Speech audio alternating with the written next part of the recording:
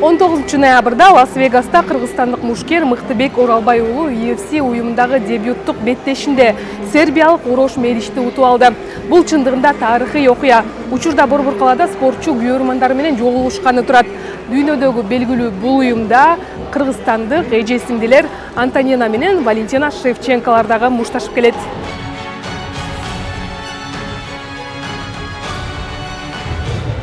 Assalamu alaikum Kırgız elim. Birinciden bağrımızdan çok rahmat. Vaktinizdar bölüp şu yerine gelip gelgeningizden sizlerden Allah razı olsun.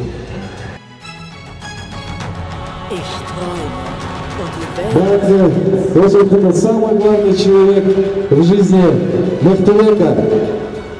Мыктыбек атасы.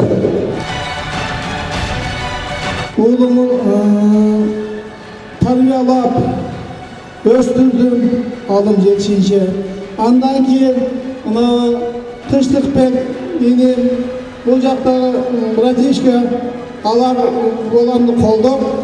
Şu daraja жетилген öte suyunu oturam. Чикагодан интервью өткөрсүздөр го.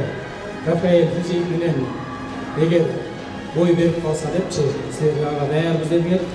Анан насколько это вероятно, я хотел бы у Влада спросить, если с Рафаэлем Физиевым дадут бой, насколько это вероятно и поступает ли сейчас таким? Биринчиден организация UFC соперник коюп, кимди койсо биз ошого даярбыз иншаллах.